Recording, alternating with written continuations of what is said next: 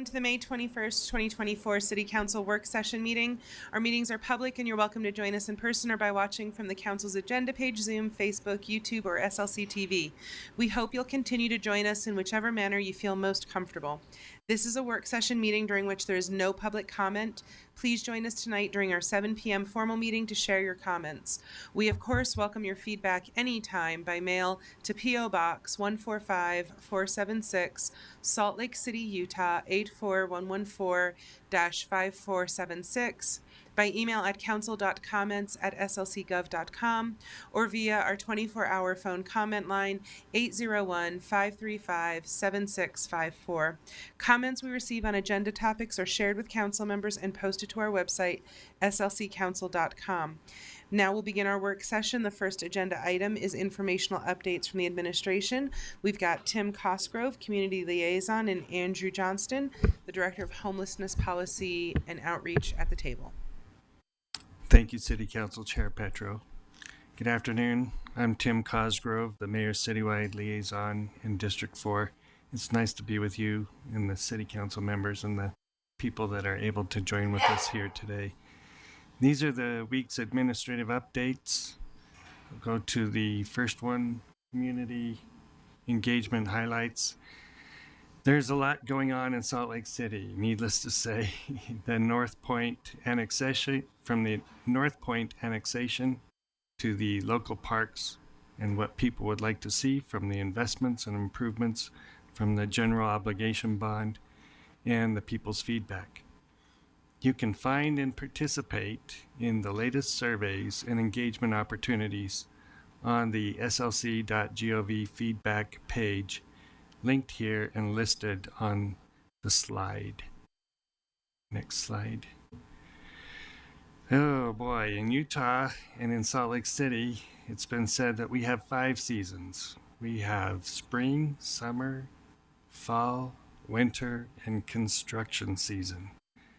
2100 South reconstruction from 7th East to 1300 East. So along the north side, there's a few active locations where concrete, sidewalk, curb, and gutter work is still taking place but moving forward rapidly. The storm drain work is almost complete, and contractor is 80% finished with all the work on the north side of the street.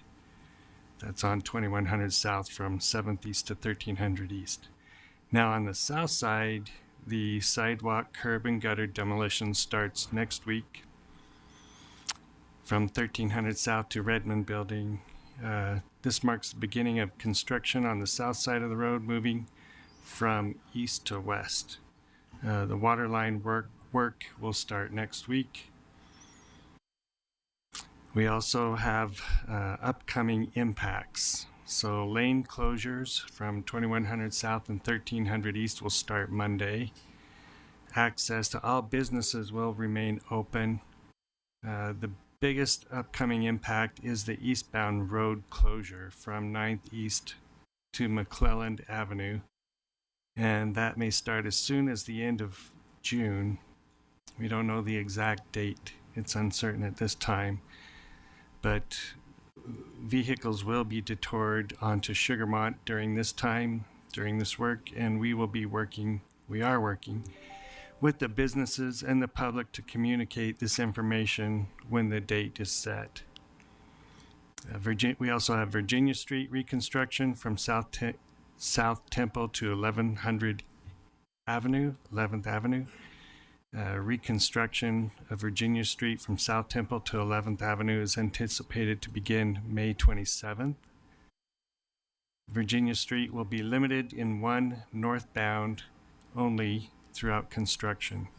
Southbound travelers should use 11th Avenue to I Street and other alternate routes. Construction is anticipated to complete this fall. Work is anticipated to occur on the east side of Virginia Street, followed by the west side. This is significant utility work with water and storm drain, and in the intersection on 11th Avenue and Fairfax Avenue, which is anticipated to occur from July through August. 1100 East reconstruction from 900 South to Logan Avenue. Work is already in full swing, beginning 900 South till 1300 South. East side curb and gutter replacements completed from 1300 South to Yale Avenue. Now tackling Yale Avenue to 900, and storm drain work is ongoing from Herbert Avenue to Michigan Avenue. Next up, we'll have the west side of the curb and gutter work starting on 9 South in June, with 1 lane of traffic near the construction zones. Let's go to the next slide. So in addition, we have the construction projects that are highlighted here, most of them continuing this construction season, are shown highlighted in this flyer with the gold color representing Dominion Energy on 200 South, which is just about to wrap up, and the blue being the city projects, which have already started but will really start moving forward rapidly after the Pride Festival June 1st, and the orange colored UDOT projects that started 2 weeks ago to provide ADA improvements and asphalt rehabilitation on 400 South from State Street to 1300 East. We also have some housing stability updates. The Housing Stability Division annually conducts community engagement and collects feedback regarding the city's HUD consolidation plan to help and determine the investments of the federal community development funds in the city. This year, community feedback is being collected to help inform the development of the next 5-year HUD consolidation plan from 2025 to 2029. The community survey will be open to October and is accessible through the Housing Stability website and on our feedback community page. We have an update from planning. The mobile business text amendments that was originally scheduled for planning hearing in May is rescheduled for June.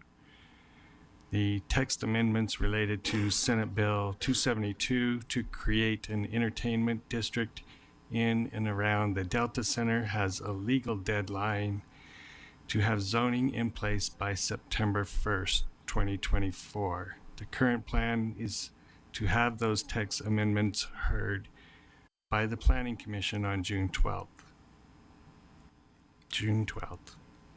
Public utilities. Our public utilities team is seeking feedback from community members to inform the implementation of the Salt Lake City Street Lighting Master Plan. The community is invited to take the online survey to share their thoughts about the city's street lighting. Responses to this survey will be combined with other data such as public safety and collision data to prioritize future street lighting projects. This will be collecting feedback until July. Access to this survey can also be found through Public Utilities website and on our feedback community page. We have the next slide, our liaisons, along with Nikki Stevenson in our office, the mayor's office, does a lot to collaborate and coordinate and promote the mayor's community office hours. This is where we go out to the community in a proactive approach to listen to what the people have to say and share back with the mayor's office. You can see we'll be at a number of locations throughout the summer schedule. Invite all to come out and meet with one of the liaisons. We always get good response back from those. The next slide, in the next 2 weeks of events in the city from our pool of city-sponsored, ACE-funded, and public-permitted events. As a reminder, just please verify by the organization before attending to make sure that things haven't changed. Some highlights, like our ballpark bites and Jefferson Park, happens a couple of times over the next couple of weeks, and Downtown Farmers Market, and of course the annual Pride Festival on Washington Square. I think that's the last one I had. Any questions for me? Councilwoman Young? Yeah, so Tim, thank you so much. I just want to go back really quickly to the transportation efforts and just want to highlight publicly that I've received multiple thanks from Sugar House businesses related to the administration's work through both the transportation department, economic development, and various other city departments to help that area through construction. So thank you for your support for those businesses, and to everyone who's listening, they are open and we appreciate you finding a way, making a plan, using the 2100 South website to be able to get down there and support them. Thank you. Thank you, Councilmember Young. Thank you. Thank you. All right, Andrew, I think that means we can turn it over to you now. Next slide, please. Only one slide today, council members. The first thing is the HIMIS is doing some cleanup on their data, so there's nothing this week, and I will be updating you probably a little less frequently during the budget season, but we'll keep you updated. As well, during the winter time, we have a lot of big things happening pretty quickly, so there's a lot of new stuff. At this point, there's not a lot of new stuff, but a lot of things happening behind the scenes. So you'll know that the West Valley Shelter, the Miller and the King Resource Centers, and the Youth Resource Center all have retained some of their winter beds, most of them actually, as well as the Sandy Medically Vulnerable Population Program. So we've kept over 400 beds that were not there last year at this time, and you've probably noticed, I'm guessing, a little bit of an improvement from previous years in that outflow from the winter shelter. That being said, there still needs to be more. We need a lot more. And so as we go down to the bottom piece, the Winter Services Task Group, that is the task group made up of mayors from across the county who have already begun meeting to talk about next winter. They have a goal set of 900 base beds and another 100 beds for Code Blue situations. That's about a 33% increase from this past winter, so it's significant. So there's work going on trying to identify site possibilities, the funding from mostly the state or other providers, and then provider searches for people to run them. That is happening now until through July, and then a deadline in August to submit that to the state. Up above again, encampment impact mitigation work. Last week had 3 full days up at Victory Road and Warm Springs Park. They're actually up there again this week doing a little follow-up cleaning as well. I would anticipate that they'll still need a little time this week there. This week, the Rapid Intervention Team is on the Jordan River quite a bit, as well as next week. I think there's a question about Folsom Corridor and 8th to 9th West particularly, and that will be addressed next week, I believe. Kayak Court did not go in the river last week, unfortunately, due to the river conditions. They did have an event at Pioneer Park. All the same resources are there in person. I would anticipate that as the river settles down a little bit through the spring, they'll start doing that more often as well. Any questions? Council? Thank you so much. All right. Have a wonderful day. We're going to now move on to item number 2, which is the 24-25 budget Metropolitan Water District preview property tax proposal follow-up. Annalee Muncy from Metro Water, the general manager, is here. Tom Godfrey, board chair. And we also have Mary Beth Thompson, our chief financial officer, Patricia Camarel, Joan DeGiorgio, and Cindy Cromer as board trustees with us. Thank you all.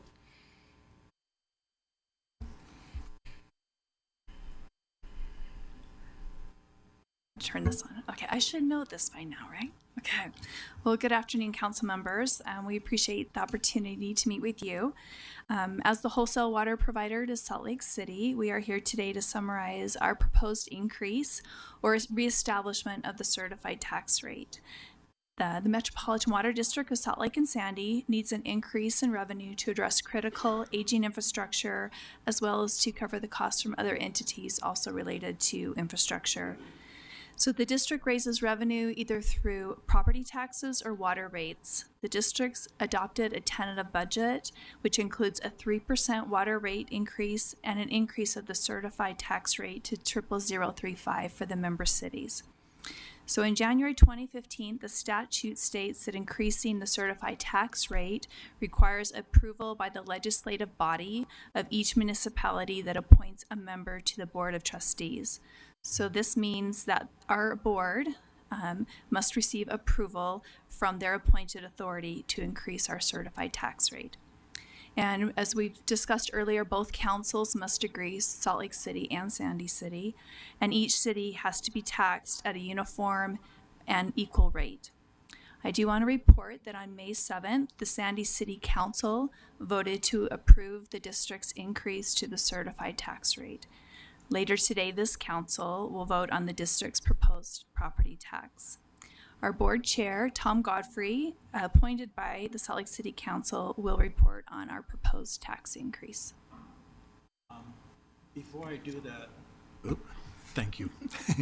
Before I do that, I think some of you noticed that we had kind of a reunion of the District 5 council members. And it reminded me of an event that I dealt with when I was on the council. And I think we were approving the Watershed Protection Ordinance. And it was an aha moment for me because I kind of realized that I was part of a long group of people who had worked to protect water for Salt Lake City. And it was kind of a moving moment for me because I appreciated what my predecessors had done. I was working with my colleagues to do something. And I've watched Jill and Aaron and Darren, my successors, continue to do things to protect water for the citizens of Salt Lake City. So I just want to say, before I do my statement, that I wish you well in continuing to protect water for Salt Lake City and that infrastructure. So now, I have to do this thing by statute, okay? Okay, thank you for the opportunity to provide this report to the council. The Metropolitan Water District of Salt Lake and Sandy has adopted a tentative budget that includes a proposed property tax that exceeds the certified rate that would normally apply for fiscal year 2025. In the front row behind me, Pat Comrell, Cindy Cromer, Joan DeGiorgio, and I represent the majority of the trustees appointed by the Salt Lake City to the Metro Board. We are providing this report under Utah Code Section 17B-1-1003. The district's tentative budget includes a property tax of .00035, which is an increase from the current certified rate of .000200 for Salt Lake City. The proposed tax increase would generate $8,639,514 between Salt Lake City and Sandy City. These additional funds will be used to meet the district's increased costs, including Cottonwoods Connection Project, Deer Creek Dam Intake Project, Jordan Aqueduct System capital and operation and maintenance costs, and Central Utah Project operation, maintenance, repair, and replacement costs. The district's general manager discussed these costs and the purpose of the property tax increase in more detail during the May 7th work session. The proposed property tax rate increase would generate approximately 72% increase in the property tax revenue for the district between Salt Lake City and Sandy City. With that, we are happy to answer any questions the council has. Thank you both. Council? Madam Chair, thank you very much. And thank you very much, Tom, and thank you for your service also in District 5. Appreciate that. It was great to see the four of you there. It was pretty cool. Thank you. I just wanted, just more for the public side of the house, this is where percentages and hard numbers really can play your mind. If you think of a 72% increase, you go, holy cow, that's a big rise, big increase in costs. And the hard number is $49 a year for the medium household owner, which equates to about $4.09 per month for a resident owner. So yes, 72% is an high number, a large increase, but the dollar amount is not as high, but it's so necessary that we need this. So I appreciate the time for the discussion. And council member, I mean, part of the problem was we have delayed doing a property tax increase for a number of years. And we have promised both city councils that we will do a regular review every 3 years, so it won't be as big an impact. Councilmember Pui. I mean, thank you for that clarification, Councilmember Dugan. I think it helps in context to help our neighbors understand this. The water is just incredibly precious, and we don't have the luxury of waiting for these improvements and the need that we have as a growing state. We need to put the money needed now. To protect the assets and protect the water that we have for our generations and for the future. So thank you for the work and thank you for this. Thank you both. Thank you all for your work. And we will have a hearing on this later today at the formal meeting. So the public is welcome to bring comment to us at that point on this. Thank you all. And I will be contacting 3 of you to take you on your tour this summer. Can we go even if hopefully. we've already gone on it? Can we go again? If you want to go again, you can go. All right, thank you. We will now turn our attention to the 24-25 budget for the Department of Public Lands. Allison Rowland, our council policy analyst, will be joining us, as will Kristen Riker, the Director of Public Lands, Carmen Bailey, and Tyler Murdoch, both Deputy Directors of Public Lands.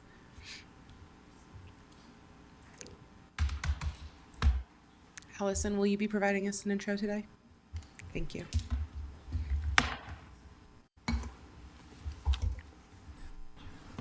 Good afternoon, council members. Thank you, Madam Chair. Just for I realize there are 2 council members here who have not gone through the budget process and several who were not here in 2022 when this department was created. The Public Lands Department was created in 2022. It was basically split off from the Public Services Department. There are 5 existing divisions right now, and that includes the Gulf Enterprise Fund and the Department Administration, which is and is not a division. It's sort of a, it's close enough to a division for our purposes today, I think. In the FY24 budget amendment a few months ago, you created a new 6th division, the Planning and Design Division. So now there are 6 divisions. The Gulf Division is an enterprise fund. It'll be briefed right after this one by Jennifer Bruno. I just wanted to note 2 things. One is the regarding the general fund budget, so apart from Gulf, this budget continues a very rapid increase in growth in public lands. It has grown by 56% in terms of budget since 2022. So you can imagine that is a large amount. It's a lot of balls to have in the air. And it would be 9% higher than the FY24 budget as proposed in the mayor's recommended budget. So that's another $10.7 million for the department. The other thing I wanted to mention is there are some corrections to the staff report, and I don't know if Scott could show those. I believe you received a sheet of paper that includes them because I wanted to make sure you had them documented. So essentially, there was some confusion, difficulty matching the finance department's system with real information. So I tried to clarify that in that. I will leave it right there and let Kristen and her team take it over. Thanks, Allison. Thanks, everyone, for having us here today. I'm at the table with Carmen Bailey and Tyler Murdoch. Behind me are my division directors. We have Tony Goliath with Urban Forestry, Toby Hazelbaker with Parks, Matt Kameyer with Golf, and Tom Millar with Planning. So we'll just get into this. Let's go to the next slide, please. I'll start with an overview of our department. Allison kind of mentioned this. We have the administrative branch and 4 divisions, not including golf, parks, urban forestry, trails and natural lands, planning and design. We also have the park ranger program, city-sponsored special events and special events permitting, the cemetery, greenhouses, the regional athletic complex, and graffiti removal. There are 161.85 full-time employees in our department, the equivalent of 9.8 part-time employees, and currently we have the equivalent of 58.18 seasonal employees. Public Lands is also the host to the Peanut Board, Parks, Natural Lands, Urban Forestry, and Trails Board. We have 13 board members representing 7 districts with 6 at-large positions. Next slide. This slide shows the structure of our organization. Under myself, there is the finance and accounting team, our communications and tech team, and 2 deputy directors, Tyler Murdoch over planning and design and trails and natural lands, and Carmen Bailey over our operations team, which includes parks, urban forestry, golf, park rangers, special events, cemetery, regional athletic complex, and graffiti removal. Next slide. This is the Public Lands entire budget and personnel count in the top table. We have 5 budget insights this year: inflationary and contractual, new property maintenance, Trails and Natural Lands Division Director appointment, which is a budget neutral request, a request for 2 FTEs to accelerate the implementation of the department's capital projects, Park Project Coordinator FTE, which is another budget neutral request, and actually we have 6 insights, a transfer of funding our future tax dollars from FY24 one-time expenses back to the Public Lands CIP fund. Next slide, please. This slide shows a summary of our requested programs, the cost to the general fund, and FOF budget transfers. We are requesting $1.1 million from the general fund and $1 million in FOF. The 3 of us will go through these insights in more detail in this presentation. Next slide. We have 1 insight in the administration branch for inflationary and contractual increases. We had hoped to ask for 1 FTE office tech to answer phones, to respond to emails and my SLC inquiries, to manage the accelerating customer service needs to match the growth of our department and our city. However, to minimize our funding ask, we have repurposed an office tech at the cemetery to fill this department need. And we understand that this will put a lot of pressure on our cemetery staff. And we intend to have a very collaborative office staff group so that when the cemetery is in their busiest time of the year, they will have our support at the department at the cemetery. And we think this is going to work out well for us. Next slide, please. This table shows the detailed forecast of our inflationary and contractual increases.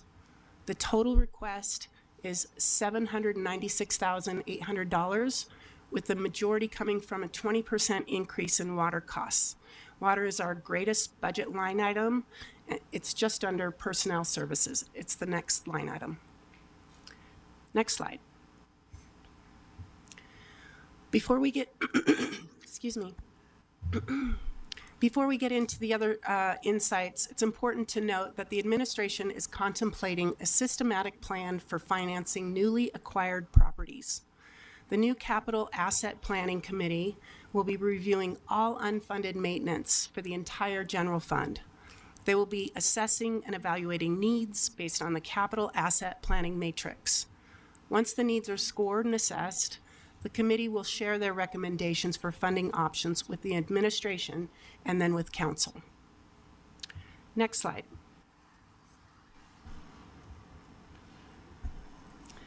This is an overview of the current and proposed changes for the Parks Division. There are 2 insights for the Parks Division: new property maintenance and 1 park project coordinator. In the proposed general fund column, we are requesting 1 FTE and 2 repurposed FTEs.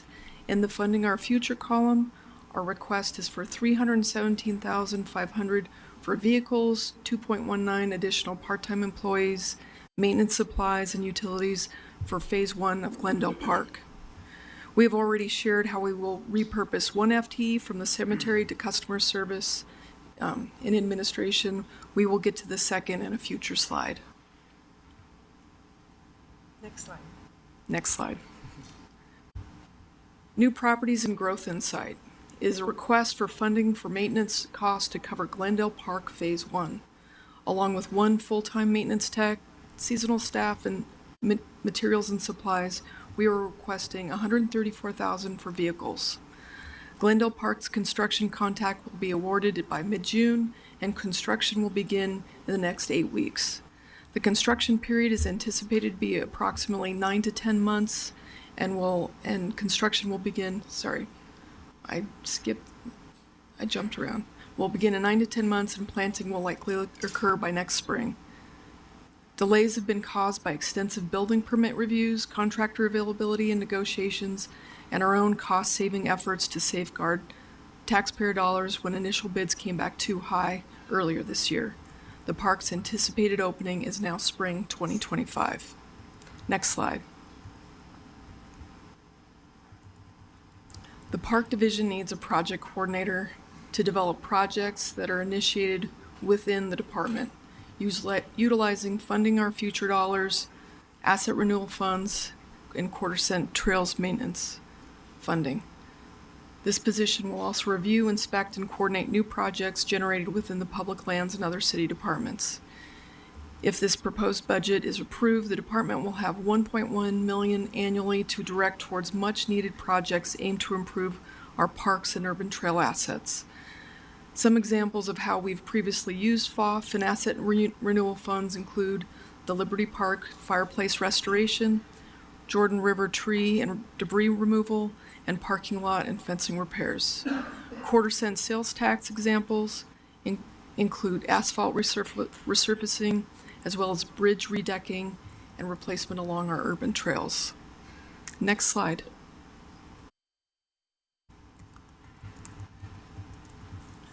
This is a breakdown of the costs for the project coordinator. Public Lands is requesting $70,000 from general fund to purchase a vehicle and IMS costs for this position.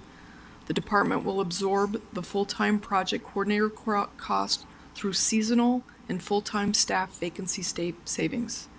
The $14,000 in fleet maintenance and supplies will be managed within our administrative budget. Funding for this position will be reevaluated next year through the zero-based budgeting process. Next slide. All right. Our third budget insight is the requested appointment of the Trails and Natural Lands Division Director. This is a budget neutral request for the appointed position only. Trails and Natural Lands, which the program has existed since early 2004, is the only division within Public Lands without a dedicated division director. This role has been covered by myself since 2021 when Public Lands became a department. Currently, the Trails and Natural Lands team has one operations supervisor, 8 natural resource technicians, 1 restoration ecologist that oversees our native plant program, 1 recreational trails program manager that is primarily focused in the foothills, and 18 seasonal or part-time employees that manage approximately 6,000 acres of natural lands, open space, and riparian corridors throughout the city. With council approval, Public Lands will reclassify an open position from the Parks Greenhouse team to fill this role. In return, Trails and Natural Lands will move part-time seasonal salary funding, the equivalent of 1 full-time position, to the Parks Greenhouse team. This will place some stress on both teams as we rely heavily on our seasonal staff. However, our Parks Greenhouse operations have changed significantly in the past decade, taking on primarily a maintenance role. So their functions are really maintenance oriented and less horticulture and typical greenhouse functions. And this ongoing change will cost an additional $55,000 for the department, and funding for this position will be reevaluated next year through the zero-based budgeting process. Next slide.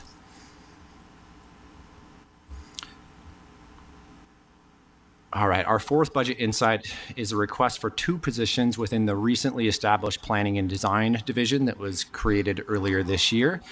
This request includes one senior planner and one senior landscape architect to help expedite the delivery of the department's capital projects. Funding these positions will reduce the workload of the planning and design project managers, which currently sits about at 9 to 12 projects, drop that down to around 8 projects per project manager. If you recall, the goal that we established and presented to council last year during the legislative intent process outlined that goal to about 5 to 6 projects per project manager. As these positions are added, the department will redistribute workload to work towards meeting the city's 3-year goal for capital project completion. The senior planner position is also really critical to our team, as this position will focus on the development of our ongoing capital strategic plan, which will guide the use of our ever-growing park impact fee allocation and funding. Next slide.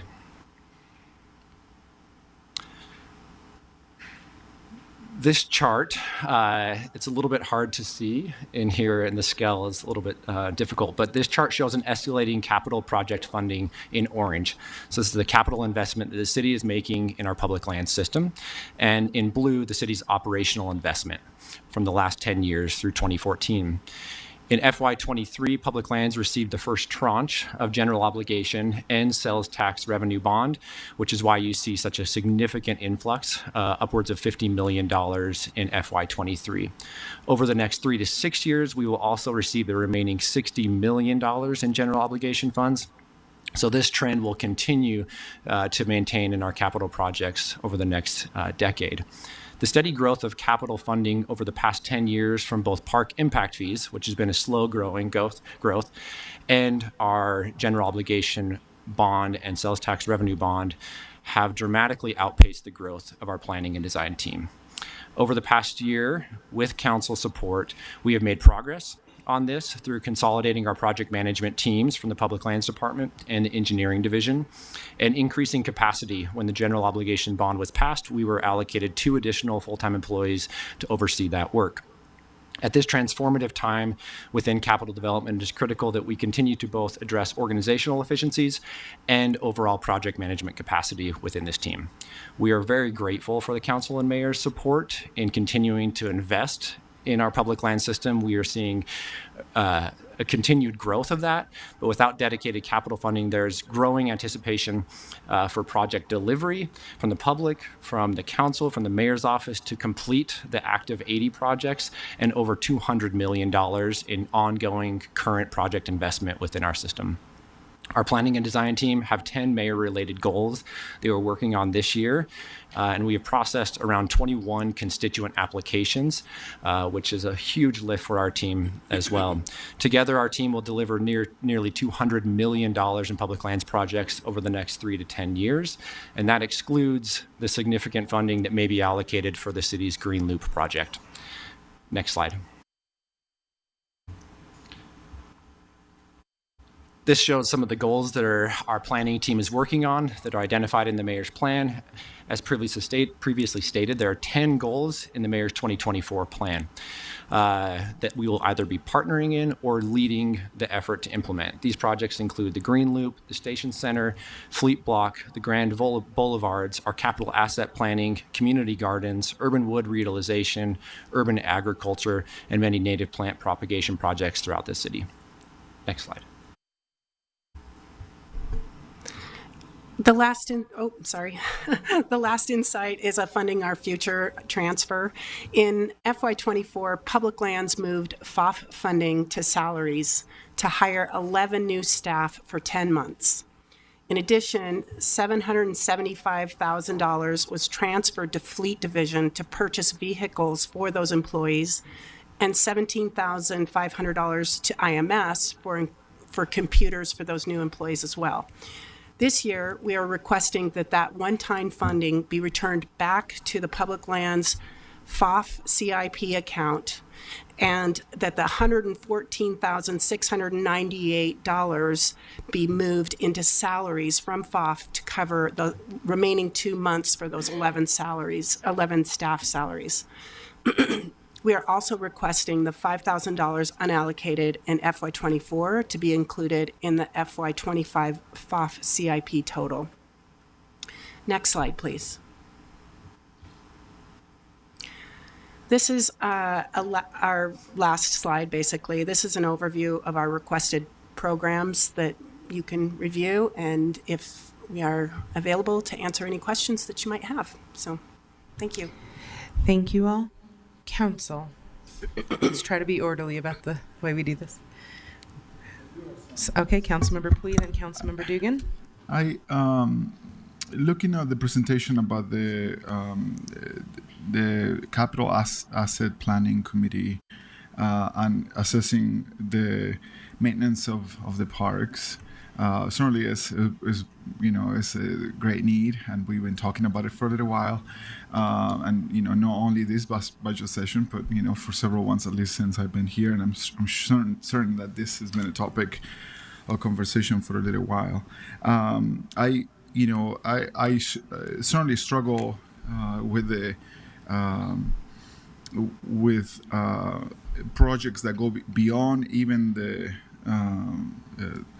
beyond the bond that the voters approved, when we have not even assessed the need, but we know that the need is great on the current parks that we have.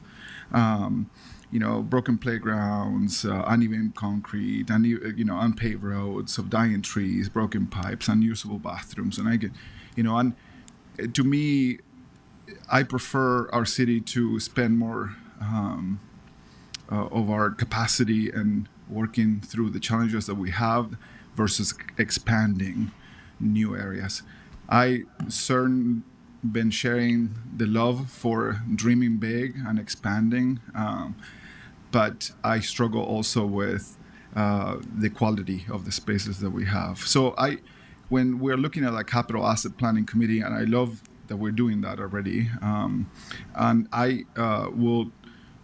I'm personally interested in a council policy that prioritize funding for the near future, focus on repairing and maintaining over new space, and I will love to work through that. That maybe there is some work that we can do to find that common ground on how we expend our dollars. But even in your responses, and I'm going to quote right now, seasonal staff, many of our usually regular staff have declined to return due to the conditions in our park. As the homeless population and crime in our parks increase, morale sinks. While we all do we can to train and incentivize existing staff, the new hires, is clear that it's hard to bring them back, basically. And the next sentence talks about cleaning up trash, property misuse, vandalism, and how it's so hard for your staff to keep up with all of that. So, even in your own responses, I can see that. And I've seen your staff working their butts off and working through some of that. And I'm not saying that I hate any of the ideas of the projects you're working on. I always been trying to be the most supportive because I know you have a lot on that you're working on. But even if you read your responses, to me, it's even more clear that we need to emphasize the current spaces over expanding them. Again, and I'm talking about those that are not funded through the bond, right? Because the voters, approve those. But in general, that's what I'm struggle with. And to the actual question about this that I'm going to go to is about the seasonal employees and how hard it is sometimes to retain them or to bring them back, and which ultimately impacts maintenance of parks, right? And if there is strategies that you need or additional support that you need to attract more staff to maintain our parks. Thank you, Councilmember. Councilmember Dugan, and then Councilwoman Lopez-Chavez. Yeah, thank you very much. There's a lot of big priorities, and I agree with all the priorities in some sense, but I also want to kind of echo what Councilmember Puig was stating too. Also, when we have a lot of new projects, and we all kind of agreed to those new projects, and I think we have the bond money for the new projects. But just as I stated last year, when we talked about the deferred maintenance of over $13 million, And this year, there's only, in the CIP funding, there's only $500,000 to really address that. So we're not going in the right direction to address our deferred maintenance. And as I said last year at the same time, was that deferred maintenance doesn't go away. It's just going to get worse. And so when we bring on these new projects, they're going to require maintenance funding, because if we defer their maintenance, it's just going to accelerate our hole that we're digging for ourselves. And I understand the budgets here, but when I look at the O&M budget going down over the last couple of years, and that's the one I would think should be going up, because that's the one that's coming from, that's going to take us out of the hole of deferred maintenance, which then is going to help us on the FTE side of the house, which is going to bring us out of that place and keep our parks where we want to keep them, and allow our new parks to stay there. And so I'm looking for some a path to get from where we are now to making this turn. And it may require us as a city to make some hard decisions on, we're not going to go after this new one because we got to fix the old one, because the old one is not going away, and it's going to get more expensive every day. That old car is going to get more expensive every day, and we need to fix it. And so I'm looking to the department to show me a path that this deferred maintenance in our parks that we have now, that we love so much, are going to get out of this hole. And I see Mary Beth here. Thank yeah. Right behind you. Let me turn that on. Okay. So one of the things with the slide that Kristen put up about the CAP team going through maintenance, when we were discussing this with Kristen and talking about, I don't like the word deferred maintenance because it's either maintenance or capital replacement. There's, it's one or the other, right?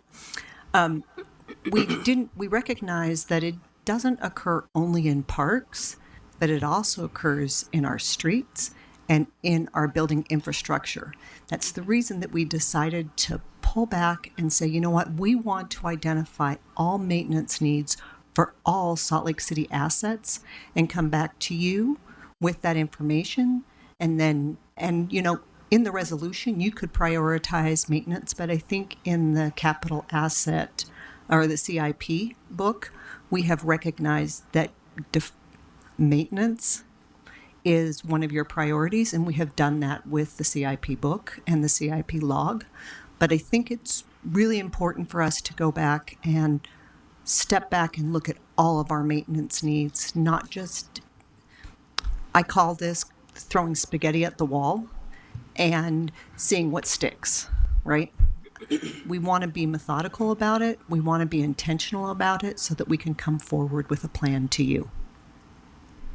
Thank you very much. I appreciate that, because you're absolutely correct. It is maintenance for across the city.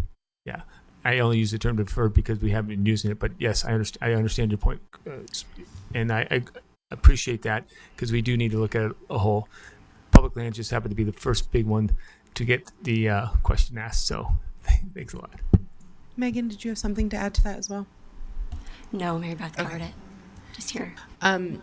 Real quick before Lopez Chavez, does this mean that in the proposals for new projects, we're seeing ongoing expenses that reflect the need for maintenance so that we don't end up in a deferred maintenance situation again? That will happen come the next CIP. With the zero-based budgeting. Right, and the zero-based budget. Okay. So the next CIP log, we will associate the maintenance. You can see in the CIP book that there's maintenance associated with that, but I think we need to have a larger discussion and say we need to prepare for if a new project comes on board, it has the maintenance funding when it comes on board in 3 or 4 or 5 years. Thank you so much. Lopez Chavez, then Pui again. I will advise co-counselors, we are trying to make up a lot of lost time. I don't want to shortchange, but if we could just keep that in mind as we're moving. Thank you. My question was in regards to the project coordinator. I see the projects listed here. Some of them Life on State, 300 West, landscape, 9-line redesign, etc. But I just wanted to ask if the scope of those responsibilities were just for those projects, or if we're going to see more coordination amongst staff. As we mentioned, I echo those same concerns. I think we We know that our parks are some of the most utilized assets in our city. I also recognize, right, they're beyond just for families. They serve in many different ways, and in many ways act as a almost like a safety net for so many people in desperation. Could you talk to me more about how this will help kind of coordinate those efforts? I imagine between homelessness, some other efforts with even in relation to encampments, right, bio-waste, etc. Yeah, it's a great question. Mary Beth and I and the administration have been talking a lot about these new properties, and there's a lot more coming. As we do complete streets, we will have a lot more of these, and we have existing properties like that. We have islands and medians and on-ramps and off-ramps and roundabouts and weird places that nobody else takes care of. We take care of it. And one of the things Mary Beth and I have been talking about is how do we manage those properties and fund that so it's not taking away from the maintenance that needs to happen for our parks specifically. And it's something that this year Mary Beth is going to work on a stopgap to cover this year, so those properties will all be covered. And while we figure out how to do this on an ongoing basis moving forward, because every year we've had 13 or so, give or take 3 or 4 projects. Every year we get that many more. And a lot of them are from transportation. Some of them are our own CIP projects. This year we had Marmalade Park, which was RDA, and we'll be taking care of the I Street Bike Park, which is public utilities property. So we have lots of different pulls on us, and I appreciate that you all recognize that. And it's something that the administration is very interested in looking at a resolution for how do we fund all these new things that are coming to us so that we can take care of our core mission, which is the parks. Thank you. Councilmember Pui, did you have something quick too? Yeah, quick question. I mean, in general, I appreciate that we put in the effort, and I think that the new budget tools are going to allow us to understand the need more.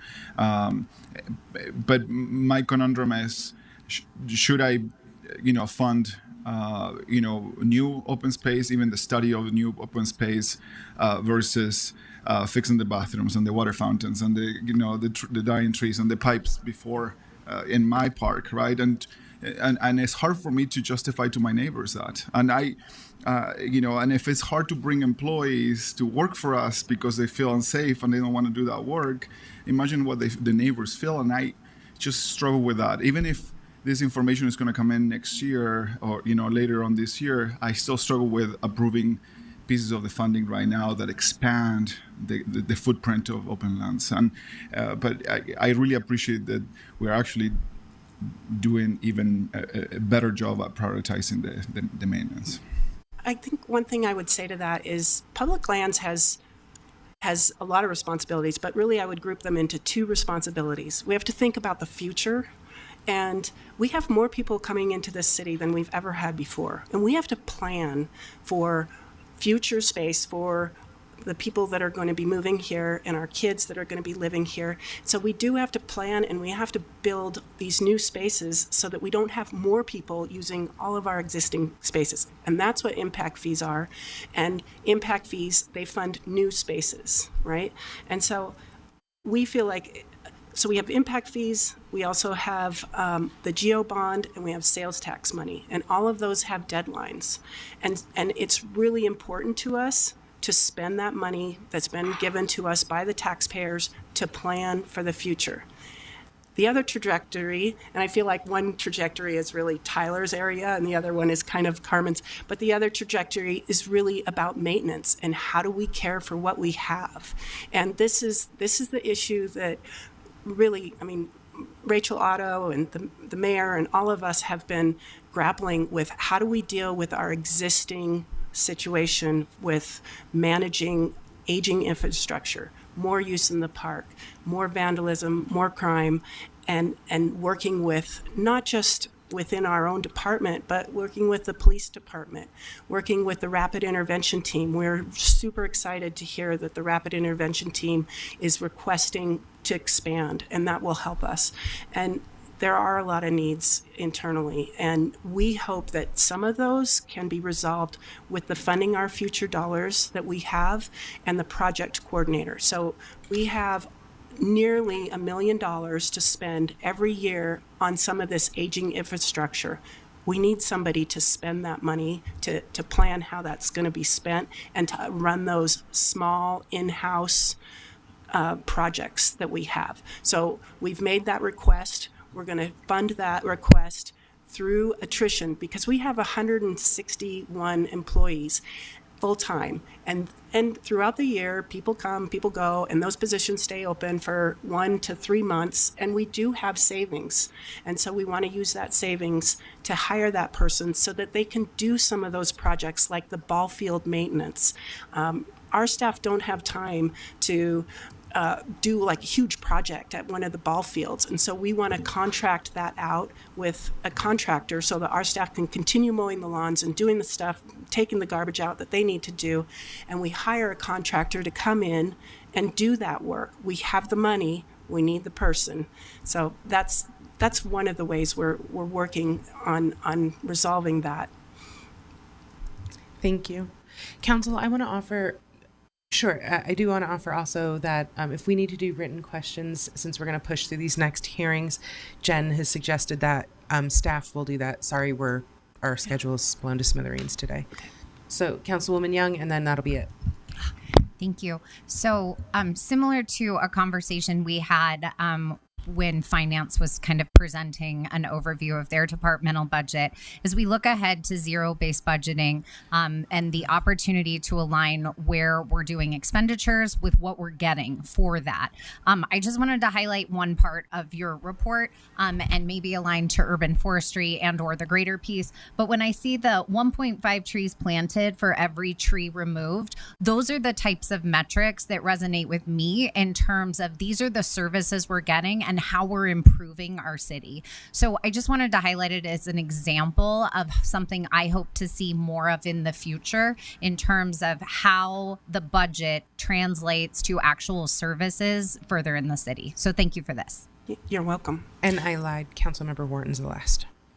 Thank you. I'll just be really quick since I thank you very much for the conversation that we had earlier and helping me understand, hearing some of my frustrations that aren't, that I'm hearing from residents and that are about the situation, not so much about any particular thing. So thank you for the explanation. That always helps. I just want to emphasize for, I'm not even going to say those little things, but those like nuts and bolts things make such a huge difference with residents, like the making sure that the dog waste is picked up so that we don't have overflowing bins, and communicating to people with signage, getting those things on the kiosks. I think those will make a big difference. And so to go off of like what Councilmember Young was saying, I know that you're already doing those things and they're not small things. That one trash collection has to occur at many, many different sites. But helping us with those things can go a long way in terms of helping the public understand the increasing needs of the city. And I would love to see something like that too in the budget book for next year of more of those types of metrics. I think would be great. So thanks so much. I really appreciate it. And thank you again for the meeting we had earlier. Yeah, of course. We did use our annual report to report out on our master plan and how we're doing on that. Next year, we'll tweak it a little bit to not only report out on the master plan, but we will report out on the budget as well. Thank you all so much. We reserve the right to send you more printed questions. Thank you. All right. With that, we're going to pivot to the Golf Fund. We have Jennifer Bruno here with us. Kristen is going to stay at the table with us. And Matt Kameyer, the Golf Division Director, is going to join us at the table. Jen, will you be introducing for us? Thank you. Thank you, Madam Chair. Sorry to be up here, but easier than going back and forth. The Golf Fund is a division within the Department of Public Lands that we just discussed. It operates 6 golf courses, providing the necessary operations, maintenance, and activation for those courses, primarily by using fees paid by golf system users. It has 34.15 full-time employees assigned to operations and relies on a number of seasonal employees as well. The FY25 budget represents a 13% increase over FY24 for a total of $12.2 million. This does not include spending on capital projects, which is accounted for separately. And the fiscal year 25 budget includes an $8.2 million in recommended capital projects, over half of which is for improving irrigation at Rose Park Golf Course. It also continues the practice of allocating about $2.1 million from the general fund to support golf operations, which is unique for an enterprise fund, but has been justified by the council in recent years due to the overall public benefit of these spaces. With that, I will turn it over to the department. Thanks. Thanks, Jennifer. I just briefly wanted to give a little introduction here because golf has done so incredibly well in the last few years. In 2020, golf visitation boomed as a socially distanced outdoor activity during the pandemic. And now, 4 years since the pandemic first hit, golf demand is stronger than ever. And it's giving Salt Lake City golf courses a huge boost that it hasn't seen since 2012. This year, golf is proposing to spend up to $1.1 million on capital projects in player experience improvements. So we're trying to invest back in the golf courses to bring more people in and bring more revenue in so that we can start taking care of some of that aging infrastructure. We're really excited to present this budget, and I'm just going to turn it over to Matt to share his piece. Thanks. Thanks, Kristen. I'm happy to be here representing I'm happy to be here today representing our 6 golf courses within the city. If we could go to the next slide, I'll try to make this as streamlined as I can. Again, we represent 6 full-service golf courses within Salt Lake City. That's just over 1,000 acres of maintained green space. We have 5 driving ranges with 15 free practice areas. These free practice areas are something that we've really focused on over the last couple of years to not only further develop, but to provide opportunities for youth and people interested in getting into the game of golf so that price is not a barrier. Last item on there, 59% of all of our rounds in last fiscal year were booked online. That's something that I take a lot of pride in. When we first developed our online reservation site, we were getting about 5% of our overall rounds. We've been able to grow that to nearly 60%. This allows us, the staff at the golf course, to actually focus on the customer in front of them, not having to deal with a multitude of phone calls coming in. Next slide, please. This slide here is a representation of our rounds. This is something historically that I've always presented to the council as well, just to give you an idea of the kind of the play that we're getting from year to year. This is based on a fiscal year. You can see, again, in fiscal year 20 and 21, we had a sharp increase in play.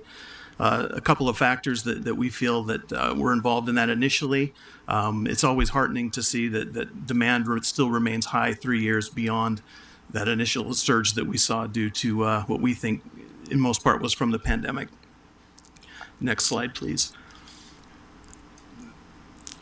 One way that I look at rounds is a little bit different than what we've presented in the past. The budget is aligned with the fiscal year. Our golf season is aligned with the calendar year. Our pricing is aligned. It begins usually in January. And so several years ago, I started tracking rounds a little bit differently. And the reason I'm taking a little time to go over this to give you an idea of how we're looking at this now and why that's important. I'm reporting on this slide, based on starts aligned with a calendar year. I also include some metrics in here, which are playable days. So a playable day would be impacted by weather, whether there's rain, excessive heat, wind, things like that, which helps us to understand how the golf course is being utilized, which is a very difficult thing to get a grasp on because we have what you would imagine is a disappearing inventory every day that changes based upon sunrise and sunset, frost conditions, and some other things. So this gives us an idea to really compare one year to the next, how we're doing, not only from a revenue standpoint, but also from a utilization standpoint.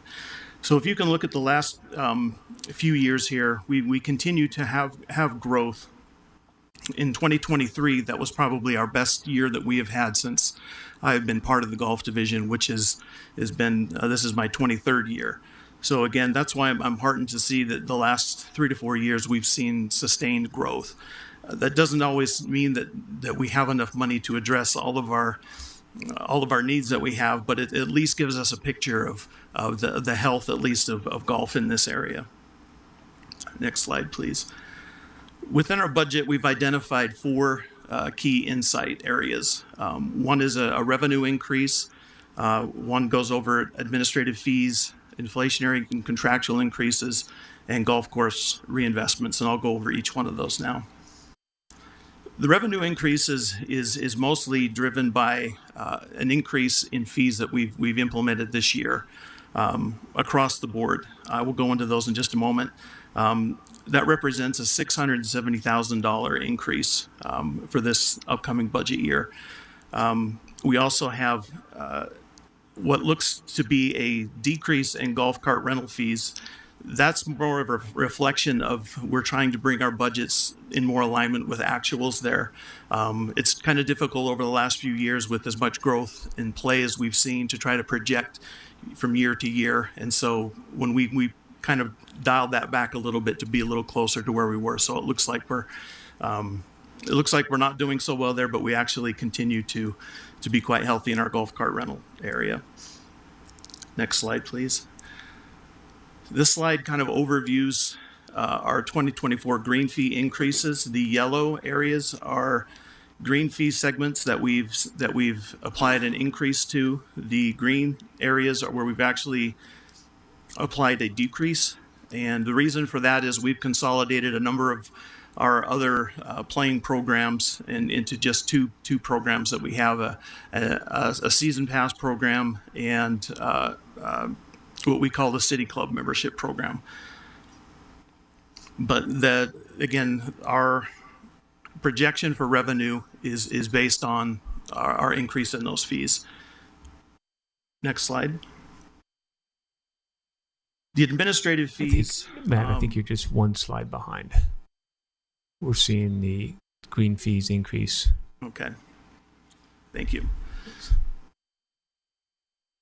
The following fee areas that we have listed here are what we consider our administrative fees or fees that are charged to the Golf Fund from the city that for the past number of years, I would say the past 4 or 5 years, the general fund has continued to cover these costs to try to help the Golf Fund try to work ourselves out of a pretty deep hole.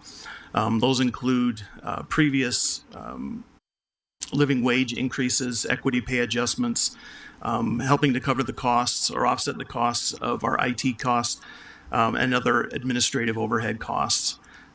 We also have the general fund support for what we've called the Rose Park Stabilization Fund. This has been $500,000 a year over a 6-year period to help fund a new irrigation system and a retention pond at the Rose Park Golf Course, which will help rehabilitate the turf at that facility.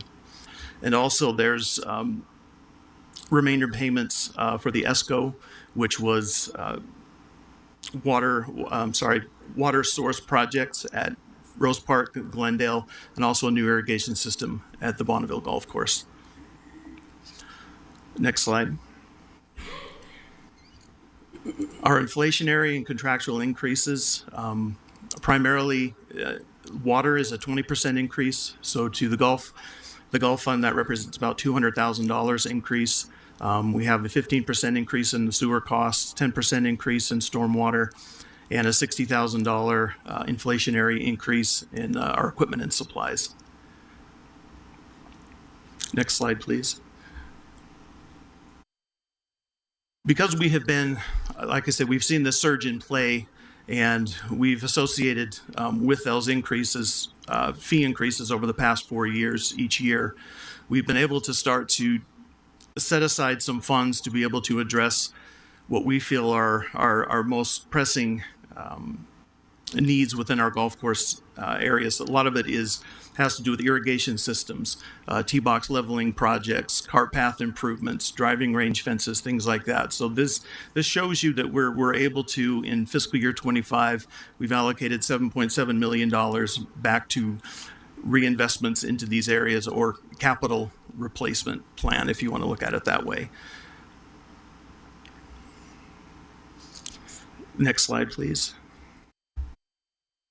This is just an overview of our different expense areas, representing $11.5 million of expenses for fiscal year 25. One area that I keep a close eye on are our personnel costs. That's one area that continues to give me concern because it's growing so fast. Obviously, we want to be able to keep our employees paid and keep them competitive in the marketplace. But from running a golf course, that percentage is far too high.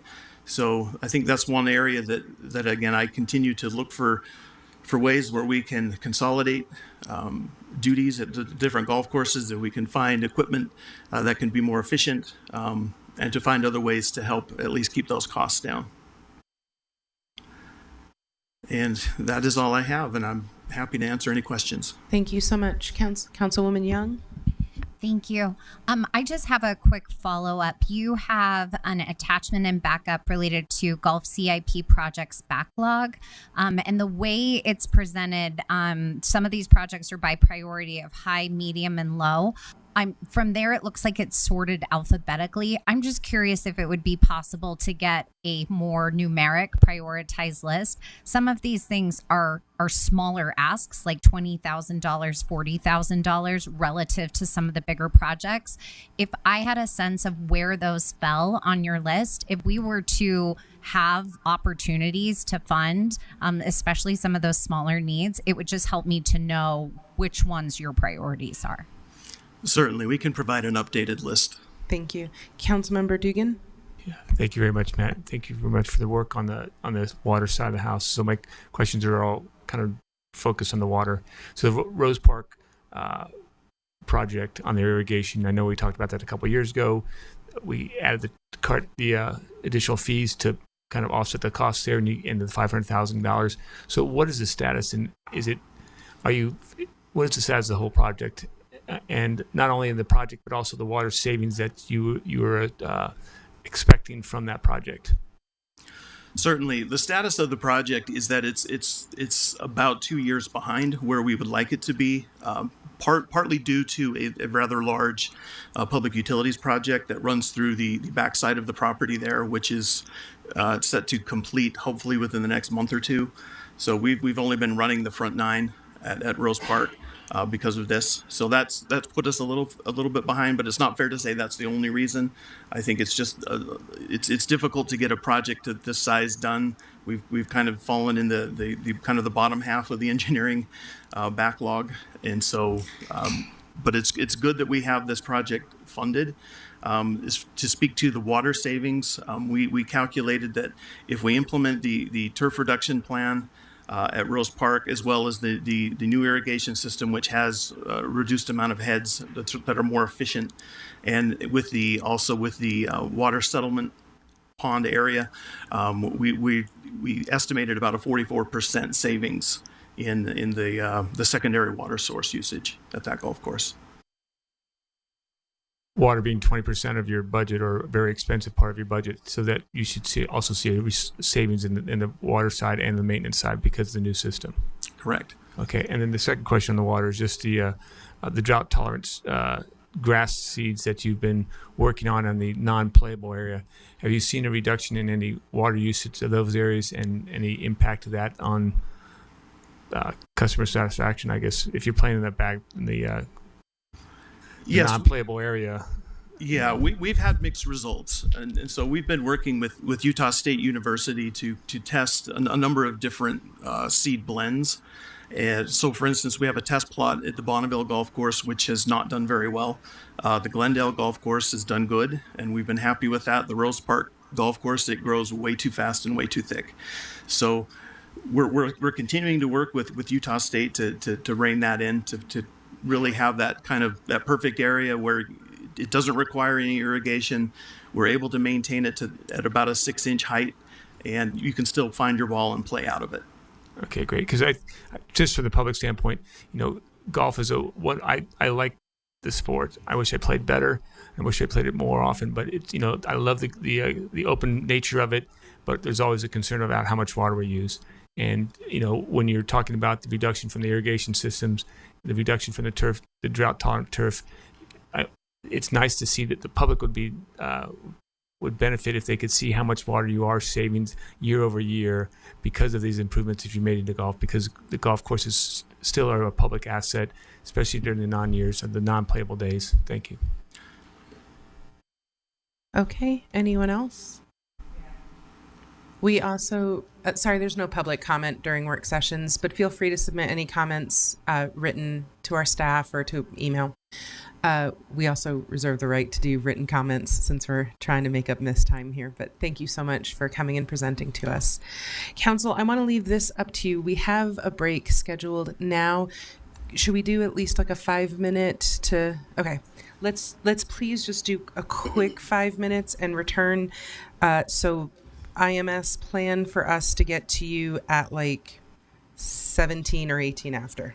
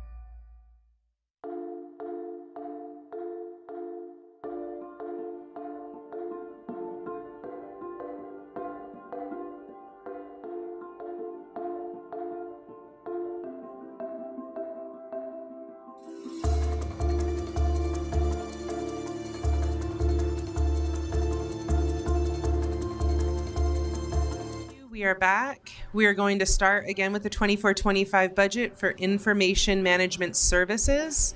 Kira Luke, Council Policy Analyst, is joining us online. Aaron Bentley, the IMS Chief Information Officer.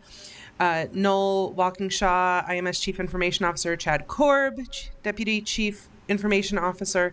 And Gloria Cortez, IMS Financial Analyst, are all here. Kira, will you be providing us with an introduction today?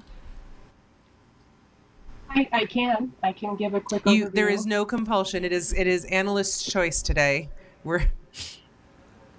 I'll make it super quick then. The recommended budget for IMS this year is about $40,526,000 or $526,000, and that's about a 5% increase over last year's final adopted budget.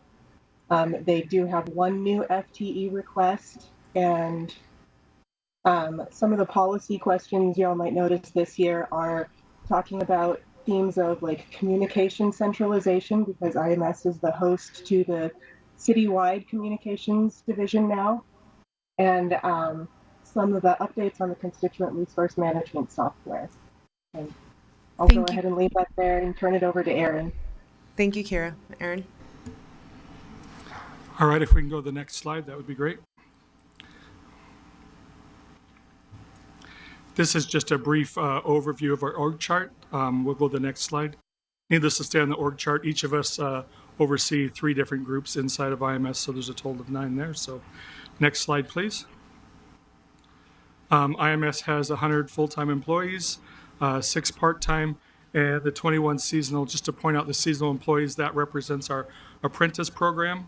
The majority of those are coming from Salt Lake City School District and from the state's Refugee Services Program. Next slide, please. All right, this is just an overview of our key changes. Next slide. All right, and of those, we have 10 total, and we'll walk through those. Next slide. All right, our first is the one-time money that the council provided us last year to buy radios for the general fund. We've bought those key radios, and so we don't need that funding again this year from the one-time money. The second is the software that was approved in Budget Amendment 4 for public safety services. And then the last is a reduction strategy. As we moved to Workday, there were cost savings as we were able to, I guess not cost savings, but we were able to reduce as we stopped using certain software and we centralized in the Workday environment. Next slide, please. All right, our key insights for this year is some contractual increases. Most of our software systems have agreements with every year there's an increase, and that will cover those. Inflationary increases, just to general inflation. And then the last piece here is roughly $200,000 as we talk about maintenance and keeping our systems running for rooms like this and others across the city. This is just to make sure that we are replacing these systems and bringing life. We've set up a life cycle for each of these, knowing how long each room can last and the technology in it, so that we are being preventative in that way and keeping the communications areas that are used for public spaces available to be used. So next slide. Other insights, I mentioned radios earlier. This is the establishment of a radio replacement fund for the general fund. Some of the radios that we replaced a few years ago, we were able to do upgrades, but this is a projection from the radio specialists throughout the city of the life of a radio. Occasionally they'll fall in the use, get broken, different things like this. So this will help us keep the maintenance up there and not need to ask for large amounts of funding for radios in the future like we have. The last investment over the last few years was over $7 million to keep that going, and we want to get this in a predictable pattern. We are requesting one FTE. Part of House Bill 49 is around data privacy. The policy around this bill is really good, and it's something we should be doing in the city, whether it was a bill or not, and that's protecting the data that we have about our constituents and those around here. And it's something that as a city we lag in. This is just the beginning of this process. We met with the state privacy officer last week, and there's evolution of this bill that will come in the next couple of years. This will prepare IMS for our part, but I would anticipate in future years that the city attorney's office will also need additional resources to help us do this and do this right. And then the last item here, that $43,500, that's based on you approving FTEs through the departments. As you see in many slides, there's roughly a $3,000 cost to start up for each employee. So next slide. This just wraps up our requests, and we're open for questions. Thank you so much. Councilwoman Young will start. Thank you. I just have one question related to the refresh cycle for the audiovisual technology. Is that inclusive of every single city department, or are there some departments that manage their own replacement cycles? So that would not include the airport or public utilities, but it would include the rest of the general fund. Thank you. I appreciate the clarification. Councilmember Dugan. Thank you very much, Aaron, for the presentation. And first, a shout out to a couple things. The intern projects and that you're hiring at school and refugees. I really appreciate that, and I think that's awesome. The free Wi-Fi and the laptop donation stuff. So really kudos for the department for doing those. And also kudos for seeing $1 million in savings because of Workday, because we have these new systems and we implement them to save money, and you just showed us $1 million savings from that, and that's more power to it. And I'm just wondering, are we going to see additional savings as we become more mature with Workday and the CRM system over the next couple of years, as far as either FTEs or just general savings because the implementation is more efficient? Yeah, we believe there'll be more savings over the next few years. Particularly, there's still a decent amount of funding in consulting to help us get all the way up with Workday. And then as we are able to include some automation into the processes, there should be savings across the board. So I don't know if it'll be as drastic as the $1 million each year, but we do expect that to improve. And when you say the improvement, not just from the IMS department, but from the city as a whole. Exactly. Okay, great. Thank you very much. Councilmember Pui, then Councilwoman Lopez Chavez. Thank you for the update, and thank you for all the work that you do to help us with technology across the board. Certainly in the council, we rely quite a bit on your department, so thank you for all you do to make this meeting accessible and open to the public. I do have a question related to the communications piece, house in IMS. And is there a breakdown on how the communication, how much of those resources are divided, that are utilized within the departments, i.e., how much of that is, public lands, and how much of that is, the council or, the mayor or, and I would love to see that breakdown. That will help me a lot. And I also how the communications department that is housed within you at your department works with the communication staff that, especially last year, we funded through all the departments or many other departments. And if that, if there is a synergy there and if there is efficiencies there that you have found, and I would love to see your, your view on that. I'll give you just an initial stab, and then I'm going to turn it over to Noel that oversees that. We provided to Kira some of the information on some of the other programs like graphic design and how that's grown and shared. John Rand's group has been around for 20 plus years, and we can do that. This new group we just brought on staff in January, and Noel can talk about where we're headed and those pieces. As far as the first question about sort of the org chart and that distribution, I don't have that currently today, but that's something we could assemble. I think one of the things that we find with communications as it's moved around the city, or as it's been set up around the city, is you have some groups that have a formal communications team, you have some groups that may have a person, and you have groups that have other duties as assigned. And so I think that over the years as we've done this, it's been somewhat departmentalized as how those resources have been developed. And but I don't have that mapped out current. It is something that we could work on. Yeah, no, I think I love that we have this one team of experts that helps all the departments, and I think that there is some benefit on that. I certainly am curious about how those resources are utilized by department, and I think that will be useful information for me. Thank you. Councilwoman Lopez Chavez. Yeah, I wanted to ask about some of our contractual increases in the software. Could you break that down for me to better understand? Is this all CRM? Is this related to just kind of IMS functions, or? No, it ranges over 100 different applications. So, for example, public safety uses Versaterm.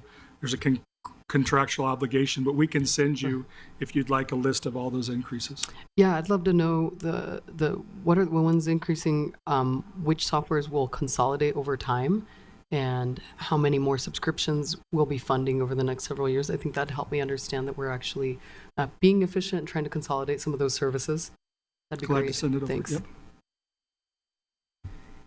Anyone else? Thank you all so much. I have to tell you, I had the best meeting with Noel and with Beth.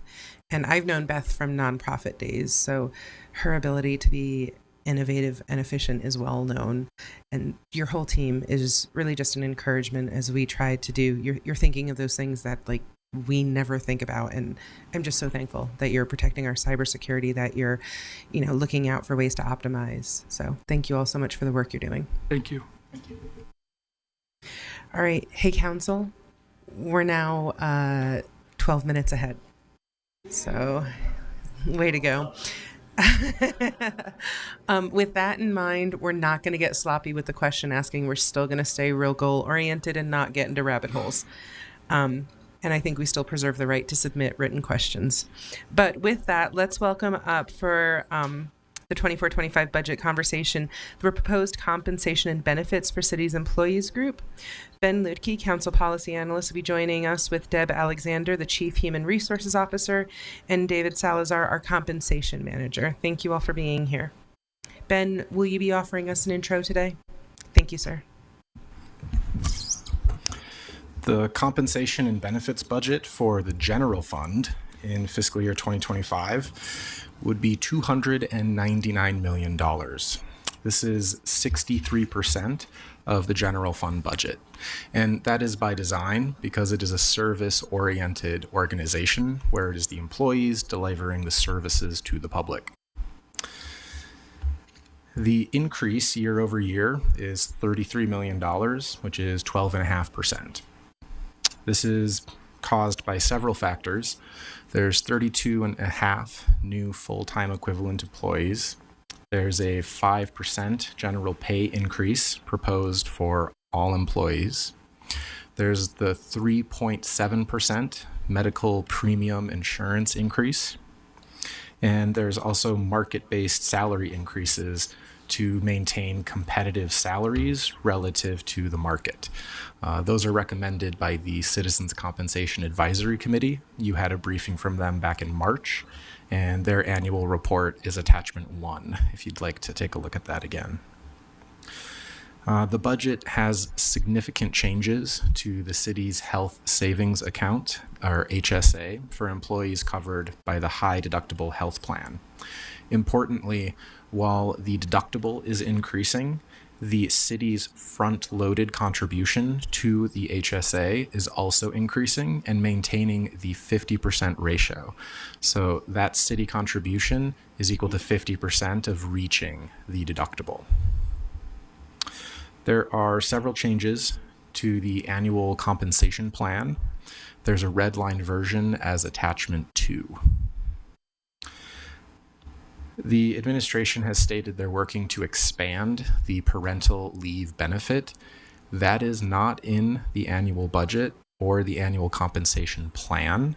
They are working on it. The council would need to amend the annual compensation plan to recognize that expanded benefit. The lifestyle spending account, you might remember this from the last annual budget. It's $500 as a reimbursement for eligible wellness activities for all city employees. That is not included in the fiscal year 25 annual budget. It's proposed to be discontinued. The benefit is being provided on a calendar year basis, so employees can access it throughout calendar year 2024. So we won't have final figures on how much it's utilized until 2025.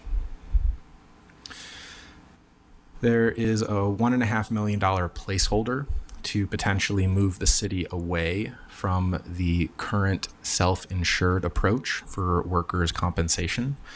That would be pending further research. There is a summary table on page 6 of the staff report showing vacancies by department. This is a snapshot in time as of May 7th. It found 299 vacancies. This does not tell us the duration of those vacancies or if it was vacant multiple times. We would need a more detailed report if the council's interested in looking into those details. The full list of vacancies is available as attachment 3. That's it for me. I'll turn it over to Deb and David. Which slides? There I am. Which slide is teed up first? Do we know? I think we're about to find out. Okay. We're winging it.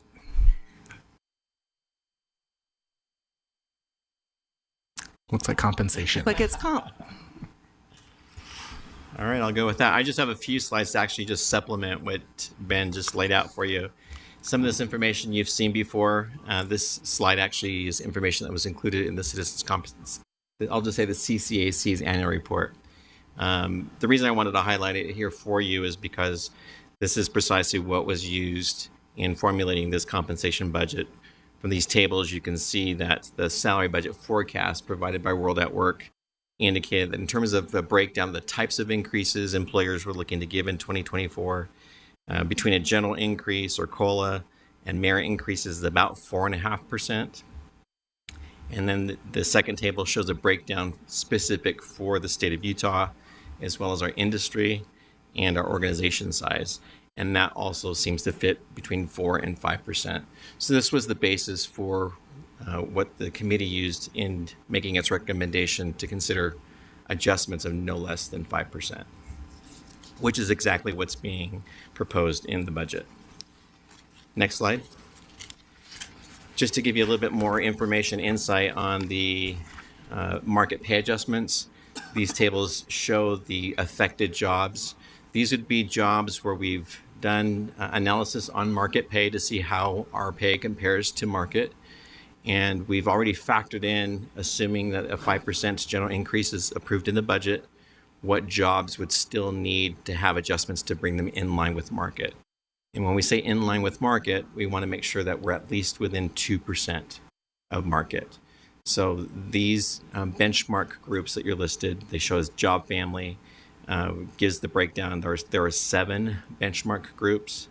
And then the second table shows the impact on the departments and how many employees in those departments would be affected. And there's about just under 140 employees who would receive potential increases for additional market pay adjustments. Next slide. This slide gives you a little bit more detail. It's a little harder to see on the big screen, but nonetheless, you can see all of the affected job titles. These would be the groupings of job titles associated with each of those benchmarks. Some of those are larger, some of those are smaller, like the paralegal is just a single job by itself. But in any case, these would be the job titles and the employees in these jobs. We don't necessarily have employees in all of these job titles, but we would look at making adjustments either in the pay level of the jobs and or the actual pay for employees in these jobs. Any questions about either of those so far? Councilwoman Young. So when we do a market-based adjustment, I'm assuming based on the research, we come up with like the median or a high-low average. And then what is the city's goal to get to the high end of what we see in the market related to these jobs? I'm just curious about how we establish that target. Good question. And we're typically comparing against the market median, Okay. which would be the 50th percentile. And we're gauging not only the actual pay of our employees in those job titles, but also the pay level that we have those jobs slotted into. So, for example, we may find that the pay range that the job is slotted into is in line with market, but the pay of the employees is low. So we want to get those employees and their salaries or wages increased. Got it. Thank you. That's helpful. One more thing to mention about this is this gives you an idea of how the jobs are grouped. So even though we're not serving all of those individual job titles, we're serving the benchmark, and so we're gauging from that benchmark what adjustments need to be made for each of those individual titles. The last slide I have for you is just to call out some last-minute changes that were not included in the initial submission. This would be proposed edits or changes to the compensation plan for non-represented employees. We made initial changes to mirror the shift differential for our non-represented employees. This would be additional pay for employees who are assigned to work either a swing or a graveyard shift, or maybe even work on the weekends. This provides a premium for them. We find that we need to, in order to be competitive, offer some sort of additional incentive to employees who work those various shifts. We made the adjustment to increase that from $1 to a percentage of pay, similar to what we did for AFSCME. These additional changes would be to incorporate the allowance for those snow fighters covered by AFSCME. We used to exclude the shift differential from them, but now that is now allowed. We want to make the same change in the compensation plan for our non-represented snow fighters as well. The other change is highlighted in yellow there on your screen. This would be to provide a premium for any employees who work more than 12 hours, a 12-hour shift. There's an additional premium for those hours. So this just incorporates everything. It matches everything exactly to what we do for our AFSCME employees. It was just an oversight that we want to come back. We will plan to submit an amended compensation plan for the council to review and approve. Thank you. Council, any questions, comments, concerns? And then we have a benefits presentation. Nothing on this? We're going to go ahead. Go ahead, Councilwoman Young. This may be covered in the benefits one. Are you going to cover the modifications to the policies related to miscarriage and stillbirth? That is incorporated into the compensation plan. I can speak to that if you have questions about that. It just helps me to kind of understand. I noted that there were changes to that extend the city's leave in terms of what's available to individuals that experience miscarriage or stillbirth. We're going from 3 days to 5 days. Is that accurate? Right. The wording was 3 days because we based that off of the initial read of the state law that went into effect that said a minimum of 3 days. We want to match that to the same time period that we allow for bereavement leave in all other cases. So that change is reflected in the compensation plan now. Great. Thank you for that change. I think we're headed the right direction in terms of recognizing some of those issues. For my information, and I can follow up on this, I'd be interested to know how that partners with also the use of like sick leave in terms of, individuals that may experience like medical complications related to that. But I'll follow up. Councilmember Wharton. Yeah, thank you. Regarding the workers' compensation insurance self-insured program, what prompted looking at going away from that?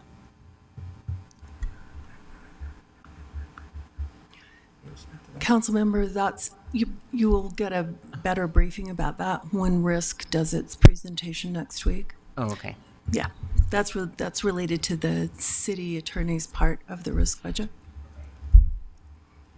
All right, let's move on to the benefits portion then. Thank you. Let's go to the next slide. For those of you who haven't seen it before, this is our org chart. And a very flat org chart it is, by design. Next slide. So I'm going to talk about 4 things today. This is an agenda more than anything. We're going to talk about the renewal from PHP, how that relates to the HSA, the health savings account. We're going to talk about a new URS or Midtown Clinic benefit, and I'm going to brief on the parental leave changes because it was a question that came to us. So, all right, next slide. So as you all probably know, this year the IRS raised its minimum for what a deductible could be for a high deductible health plan, which is what we have, and also about 30 acronyms that go with it. But basically what it means is that the minimum will go from $1,500 for a single person to $1,600 for a two-party or family. This is mandated. Now, the IRS has changed the minimum deductible 6 times over the last 11 years. One of the things we tried to do when the high deductible plan was first put in place was make sure we kind of tried to stay ahead of those so we weren't disrupting employees every year or every 2 years. And I'll say more about that in a minute. One thing that's also inherent in conversations about health insurance is the higher the deductible, generally the lower the premium rate. So, and I think we've all recognized that in the marketplace. Next slide. As I mentioned, deductibles right now are $1,500 and $3,000. The city contributes 50% of the deductible into the employee's health savings account, and that is done at the beginning of the fiscal year. There's a lot of reasons for that, but the primary one from my perspective is that gives employees money that they can use if they need it right off the bat before they've been able to save funds in their HSA. In the last plan year for which data is available, about 50% meet their deductible and about 50% don't. And I'll say more about that in a minute. The plan year that's for the plan year that ended in 2023. Obviously, we're in the next plan year, so we don't have more current data. It would probably change almost every single day because the number of participants in the healthcare plan changes every day. Folks leave, folks come, right? It's a moving thing. Next slide. This is some analysis we did that talks about, at a high level, and I'll say more about it, but talks about the impact of the increases for the deductibles. And you'll see the top, it says impact of a $1,600 increase in minimum, which we're legally required to do, versus the proposed budget of $2,000 as the minimum. And you can see the breakdown of people who met their deductible in the second column and people who didn't meet their deductible. The bottom line is that for people who are meeting their deductible, the proposed $2,000, $4,000 deductible will mean a $379 increase to a family over what we are required to do. On the other hand, all the numbers in red represent funding that will go into employees' HSA that is a very generous contribution because the increase to the HSA will be bigger. These are people who won't be meeting their deductibles, so that's funds that just sit in their health savings account. Hope that's clear. Next slide. As I mentioned, the HSA is a crucial part of our employees' financial and healthcare decisions. An increase demonstrates our ongoing commitment to some of the things I've already talked about. Our employees who rely on that funding, sometimes when they first come to the city, sometimes when they've had, a drain on their HSA. The birth of a child would be maybe an example. Next slide. As I mentioned, the mayor's recommended budget sets the minimum deductible at $2,000 for singles, $4,000 for doubles and family. And that is, as David mentioned, and I have 50% of the deductible. About one half of the employees who are on benefits or are benefited in the city will, again, meet their deductible or not meet their deductible. It's about 50%. There are assumptions in the data around who does and who doesn't, because, for example, if an employee, just because an employee met their deductible in plan year 2023, doesn't mean they will in 2024, right? It's very obviously very individualized, depending. With the approach that the mayor's budget proposes, we'll also see a reduction in the amount of premium that the city has to contribute for healthcare premiums. Next slide.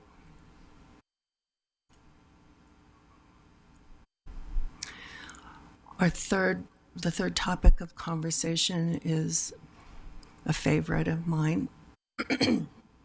And what this proposal is for, it's going to cost about $10,000, $11,000.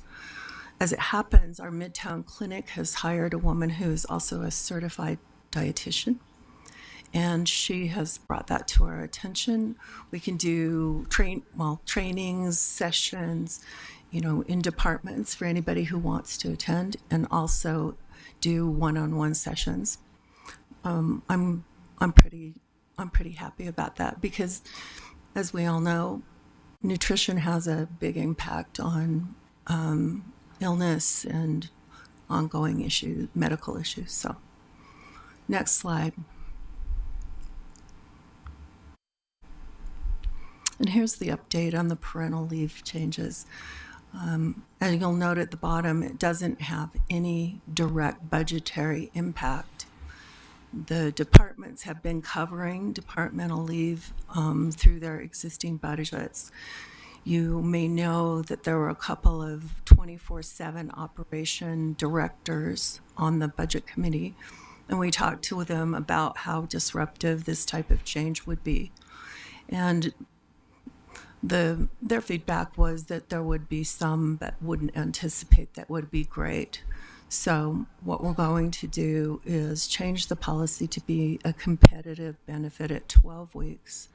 We're also going to eliminate the requirement to apply for short-term disability when a person takes parental leave. And we're going to work on making the process easier. This was information that was in a old policy, the way that the parental leave was set up, but it needs to be changed, and thank you for talking to us about it. That's all I have, I think. Next slide. Yep. All right. Thank you. Council, questions? Yes, sir. Yeah, Dave, thanks for the presentation and thanks for adding the parental leave. Appreciate that. There were some questions and concerns. I was talking with Ben a bit about this, about some of the small departments may not have all the funding available for that. And is there a way to put maybe some funding aside in the placeholder in the non-departmental to offset the impact to the parental leave on the small departments? And I'm kind of looking at Ben to make sure I've got this right. The idea, as I remember, is there's an existing line item in non-departmental for retirement payoffs. Since it's unpredictable and you can't assume there'll be vacancy savings available in especially smaller departments to cover those unpredictable retirement costs. The city originally added funding for parental leave when it was first provided as a benefit, and we found out it didn't really need to have dedicated funding, which was a surprise and was welcome. Since this would be doubling from 6 weeks to 12 weeks, the thought was if that existing line item for retirement payouts and non-departmental could also be used for smaller departments to cover the parental leave, that would provide some flexibility and potentially avoid the need for a budget amendment if there is a smaller department that is pinched and can't cover the cost, since we're trying out the expansion this first year. That's fine. He said it better than I could. Okay, great. Appreciate that. And I just have one other question on, a point on the FTEs across the board. So I'm not sure if it's compensation or the benefit side, but just basically just staffing across the board. We have a number of vacancies, and our staff report says there's somewhere around the neighborhood of 300 vacancies across the city. But there's all sorts of levels of vacancies, whether it's from 1 day to I don't know how many years there's a vacancy. And I know in the future zero-based budgeting process, if we could take a look at those vacancies, because those vacancies are we're budgeting for them, but if we're at a certain point, if they're still vacant, then they're probably not needed. So there's a need for us to balance our budget and look at the vacancies compared to our budget to make sure that we are spending our number, or we're not asking for more bodies when we have vacancies, and we should just be filling those vacancies and changing the job title. Totally so. Zero-based budgeting, as you probably already heard from Mary Beth, is something we're going to start in July. The number of vacancies, Ben, make sure I'm right about this, that included part-times and seasonals? It included part-time, and it also included the authorized but unfunded positions in public safety departments. Okay, so it wasn't seasonals. Right. Yes, so we need to take a look at that. It's, as I would imagine Mary Beth's already told you, it's been a long time since the city did that, and we need to. So that's the plan. Okay, appreciate that. And I don't know if we need a legislative intent if they're already going to do it, but okay. Appreciate that effort, because I think that will be a worthwhile project for the city. So thank you. Council, any other? All right. Thank you all so much. Very your much. work. All right. We will pivot then, because I think we've got everyone, right? We'll pivot now to the 24-25 budget hearing for the Justice Court. We're going to invite Council Policy Analyst Sylvia Richards to the table. Judge Clemens Landau, the presiding judge, is with us, as well as Kate Fairchild, the court administrator, and Valletta Hitchcock, the financial manager. Sylvia, will you be providing us an introduction? Yes, I will. Thank you. Thank As you, soon ma'am. as I can move the microphone closer. Thank you, Madam Chair. Good afternoon, council members. The Justice Court handles misdemeanor criminal citations, small claims, traffic citations, and traffic school moving violations.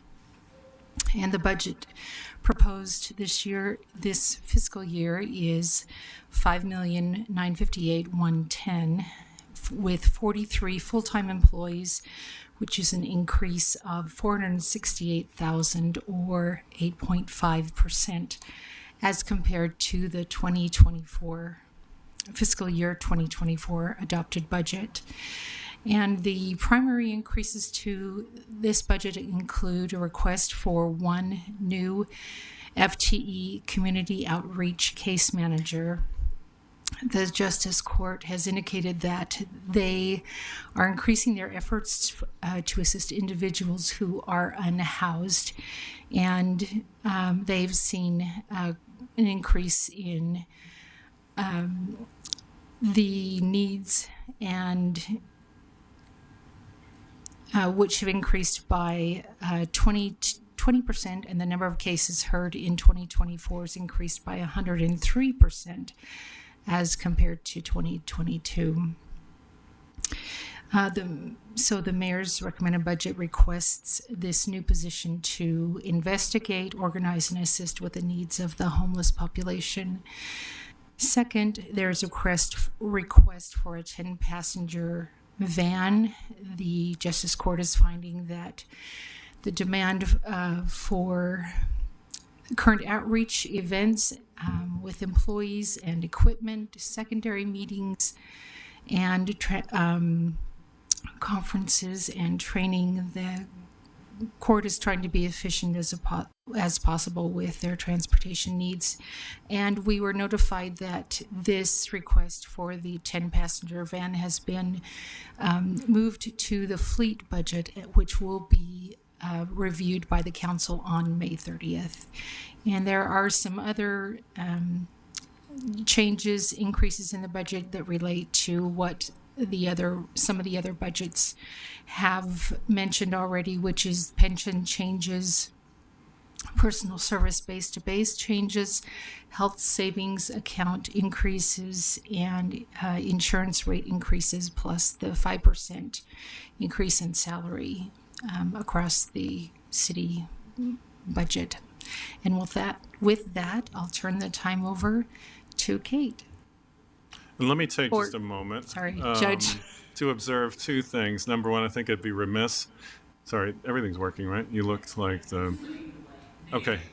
In not thanking our outgoing court administrator, Curtis Priest, served our court for well over 10 years and did a marvelous job. And then also to recognize Kate Fairchild. Councilmember Petro, you helped us with the selection process. We were so thrilled to be able to pluck Kate away from the state courts. She was a highly regarded court administrator in the state court system, and she's done a wonderful job. And I'm now going to turn it over to her so you can all see just how wonderful she is. Thank you No so pressure. much. Yeah. No pressure. So I'm Kate Fairchild. I'm the new court administrator for the Justice Court. It's great to be here with you today, and I just appreciate all the effort that's gone into organizing this work session. First, I'd like to highlight a couple of things that the Justice Court has been doing before we proceed with the slideshow. So, first, I would like to highlight our arraignment scheduling process. Since transitioning our scheduling process to Doodle, our failure to appear rate has decreased significantly. Scheduling through Doodle allows patrons to select their own date and time for court, and it's a valuable service to the community. Doodle increases the court's flexibility, enhancing the efficiency of the judicial process and reducing the need for rescheduling, which benefits other agencies such as the prosecutor's office and LDA. However, while Doodle is a great tool, it's just one step in our continuous journey towards innovation and effectiveness. We're always looking to the future, seeking new ways to improve and ensure our scheduling process remains as effective and user-friendly as possible. So it's an excellent resource, but it's not the be-all, end-all of our scheduling solutions. Second, I'd like to highlight some data regarding in-person versus virtual hearings. Our overall numbers are increasing, primarily in-person hearings. While we still have a large number of remote hearings, they've slightly decreased and make up about 70% of our hearings, and our in-person hearings make up about 30%. We're proud to continue with virtual hearings as there are multiple benefits, including access to justice, efficiency, public health, and environmental benefits. Next slide, please. This is just an overview of our organizational chart. Next slide. This is an overview of the changes. As Sylvia stated, we are asking for a community outreach case manager and an outreach van. Next slide, please. So these are some statistics regarding our outreach programs. I don't know if many of you know, we have 4 different outreach programs, including Homeless Court, Kayak Court, Resource Fairs, and Familiar Faces. Each of these programs has drastically increased in its numbers, including participants and cases heard. We recently hired a special projects data analyst, Dr. Imogene Hennick-Dunn, who is focusing on program structure and data collection. Currently, this consists of touch points, as you can see from the chart. Dr. Hennick-Dunn has created a needs questionnaire as well that will evaluate barriers that we can better connect people with resources and evaluate outcomes. We're also partnering with various agencies such as 211, HIMIS, and Unite Us to better our data collection and to better connect our unhoused population to resources. Finally, we're in the process of creating a governance board and an advisory committee for Familiar Faces for better administration and input from key stakeholders. And we need a case manager's assistance due to the increase in caseload, partnerships, the need to identify gaps and barriers to provide for successful outcomes through the sequential intercept model, and the need for data collection. Next slide, please. This is the ongoing cost for our case manager. Next slide. To highlight this slide, I'd just like to point out, Sylvia mentioned this, that our number of cases has increased by 103% from our low in 2022 to now in 2024. And next slide. And I will let Judge Landau take over from here. Oh, good. Well, in my recollection, having done these proceedings for a few years now, I'd like to just turn to the council members and see what questions they have for the court. Council Member Dugan. Thank you very much, and appreciate that. And I appreciate all the outreach and the different methods of outreach. And I really appreciate the ingenuity of a couple years ago when we instituted the kayak court. And I thought that was a great, way to outreach people that are hard to reach. But it also in that same vein, as we've matured and you've done more outreach, is it still efficient in time and money for us to do the kayak court, or is there do we need to go to another model to touch more people in different ways vice the kayak court? And I'd be happy to address that. I think the challenge of the coming year is to operationalize, make permanent some of the innovations that were really born out of necessity during the pandemic. An example is Doodle. That is a belt and suspenders system. We used a publicly available program and got licenses and used it for court purposes. That is not ideal. We want to mature into something more permanent. The same with the outreach programs. Our outreach programs were largely born out of several meetings with Chief Brown in 2020, especially when Homeless Connect was canceled. And Judge Robinson and I both have vans, and we just said, we'll just run court out of our van and go around. And then homeless court morphed a little bit because there was a less centralized population at the Wiegand Center. And now we're finding with the van that we'll be able to be more efficient and more mobile and perhaps back off on some of the more work and time-intensive outreach fairs and kayak courts where we can just be a little more nimbler, work more closely with the city with respect to the heat maps as to where there's a need and where there's an encampment that needs to be taken down so that we can reach out there a few days before, be nimble and be efficient in terms of clearing cases. And most importantly, this is what we do in Familiar Faces too, connect people with the resources that they actually need right when they need them, as opposed to, say, giving them a court date in 6 weeks knowing that they're going to have 3 warrants from other jurisdictions. They're going to be in jail. The warrants are going to be cleared. They're going to be released, and we're never going to get a chance to actually work with them. So that's very much on our mind, and that's exactly what we're hoping that Dr. Dunn and the case manager, it takes effort. It takes person hours to track these programs to make sure they're running properly and efficiently. Councilwoman Lopez Chavez, then Yeah. Councilmember Pui. Hey, Judge, thank you for being here and to your team. I find it so interesting that you're able to have a 100% clearance rate of disposing of cases. To me, that says we're being efficient, we're practicing restorative justice, and we're able to help those people efficiently organize through our judicial process and exit in a way that's humane, that's dignifying, and let them re-enter our systems in a way that is supportive to them and is fair and just. I'm super supportive of this. I think, over the different evolution of our justice court in our city, I've seen our operations mold into more restorative justice facets. I want to better understand, besides the case management, how else are you expanding? I know you, Kate, you coming in with the court as a court administrator to help us kind of reorganize and better understand our caseload. Are we seeing an increase of cases still? Are we seeing an increase of Salt Lakers and others being processed through our justice system? Yes, so we are seeing an overall increase. Can you hear me? Okay. So we are seeing an overall increase in our number of cases and our number of court sessions. I believe, I don't have the statistics in front of me, but that has to do with the increase that I believe was in the report that I believe you received. Can I follow up? Is the increase commensurate with population growth, or is it outpacing population growth? I don't believe we have that data at this time. If you're able to provide that, I'd like to know that. I'd also like to know where we're seeing those hotspot concentrations. Are they, in proximity to the Jordan River? Are they downtown by the public library? I think this van is critical when we think about decentralizing where we meet the individual that needs to be processed through our courts. And I think that is part of the need for this case manager is currently we don't have the resources to do some of that type of data collection. And getting a case manager to work with Dr. Hennig-Dunn would be extremely beneficial in being able to collect that data and pinpoint those places. Yeah, I for one am super pleased with their process. Yeah. I don't think you ever hear that from any courts. Definitely not from the district attorney, which I have heard they have a 40,000 plus case backlog. We don't. That's amazing. So congratulations to your team. Councilmember Pui, I'm sorry I cut in line for. No, thank you. I'm curious about that increase as well.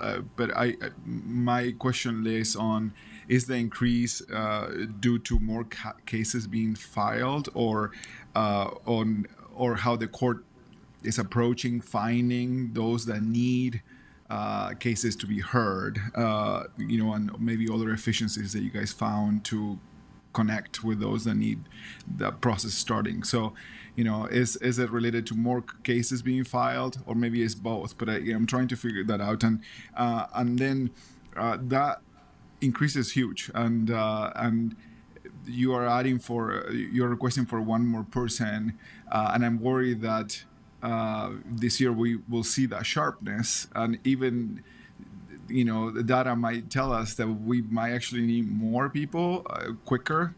So have you thought about this and plan and when to tell us, I need more? And I hope that you, I tend to not ask for, to come back for, mid-year, but this might be one of those circumstances where you might need more capacity. And that may be. I haven't dug into those numbers. One of the things we've been really focused on as we come out of the pandemic is working more efficiently. So the way we arraign cases now, we have the same judge on the case from arraignment through the case. We found that may decrease the number of hearings per case and just have the same attorneys on the case as well. So you maximize your opportunities for early resolution while unloading your backstream cases. Whereas in the old system, there's nothing against the old system, we had one judge arraign everyone, and then there was a major handoff to another set of attorneys and a different judge. And so we are completely focused on making the most of every hearing that we have, and that includes sending reminders. Some of the judges, we text people if they're missing court. We will call them and transfer them into the hearing. Our view is, why not do today what we can do today if it's just a text away? Just kind of like if you have, I know my dentist irritates the heck out of me with at least 4 or 5 texts before my appointment. We're not doing that yet, but we found that strategy works, and then we can clear more cases more efficiently. So at this point, we're still working. It of course depends. I think much of the influx is because there's been a general return to in-person in the city. The population swells every day. I don't know the numbers, you guys do, but we do have a lot more people in the city than we did 3 years ago, and therefore we have more cases. And if I could speak to that as well, in regard to needing another full-time employee or two, we have thought about that, and there is a good likelihood we will need that. I don't imagine it's going to be midway through the year. I imagine it will be for the next fiscal year. But we are at an initial point in the process where we recently hired Dr. Hennig-Dunn, and so she is looking at program structure currently, data collection, and we are in those beginning stages of doing that. And so this case manager will be able to help with that. And I do foresee the need of needing 1 or 2 more staff members, but not for at least another year. Thank you. I think you are free to move forward with your presentation. Oh, no, that's it. That's it? I mean, That's it. So the first year I did this 5 years ago, I was cut off about 2 minutes into the presentation. That was just Q&A. So now I've acquiesced, and we're just doing Q&A. We're down a lawyer on the council, so it's easier. Yeah. The rest of it is kind of what we've already spoken to. Yeah. It's the statistics in the van and the staff person. It's all part of it. Can you say that again into the microphone? Sorry. We can go through the slides. Yeah, we can go. Will you put the light on? Oh, thank you. I was just saying that a lot of the slides are what we've been speaking to, but we could go through and look at each of them quickly. Yeah, that'd be great. Side of the board, And so here you see the touches that we have at our various outreach events. and how they've increased. We found that I think it's probably also due to the better cooperation between the city and the court. We're picking better locations, they're more successful events, and we're seeing more people. And keep in mind at those events, we do have folks with social work backgrounds, we have peer advisors, we often have other support individuals from UTA, medical care, housing support. And so the goal, of course, and this all came from Homeless Connect, is to, while we have a lucid interval with someone, to make hay while the sun's out. And so we can get them connected with services while they're resolving their cases, as opposed to saying, thanks for coming here, I'm recalling the warrant, here's your hearing, it's in 6 weeks. We don't know what your situation's going to be in 6 weeks. Next slide, please. And that's the outreach van again. That makes us nimble. I think these costs have to be squared against the but-for costs. But for seeing people out, we are dealing with a population that cycles in and out of the jail 10, 20 times a year. That also has a cost. So if we can take care of the cases this way, then we're also saving money in other ways. Question about that. So is there a way for you to measure, with all of the increased outreach you're doing, and I know that like an individual who is experiencing homelessness, you know, their interaction with the court may be just a window of time, but do you have any sense of, with increased outreach, if that's leading to connecting people better with services that are more permanent, or do you know anything about that? And we have mostly anecdotal data. This is, of course, what Dr. Dunn is working hard on. The Familiar Faces program is a program for individuals that are struggling on the mental health front and struggling with homelessness. We've had very good statistics there in terms of folks not getting new cases, getting housing starts, and getting their lives together. It doesn't work for everyone. Right. We're human beings and we fail really well at things. But what our philosophy has been is to tolerate some failures so that we can get people back on their feet. And by and large, that's working. And again, we're still working on criteria too. Mental health disorders run the gamut. There are some people that are too ill to do their own housing start and to set up an ID and do these things. They still benefit from the program while they're with us. They're not getting new charges, but we do have to dial it in a little bit more so we can serve more people. So are you able to track, like, if you're doing more outreach, how much more you're, say, referring to Valley Mental Health, or you're referring to other court probation services, or things like that?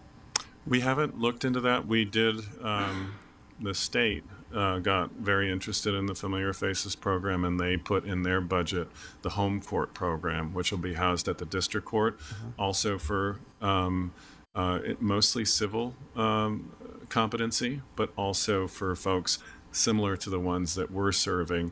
And so there they have the Department of Health and Human Services involved, and I think there'll be more tracking there.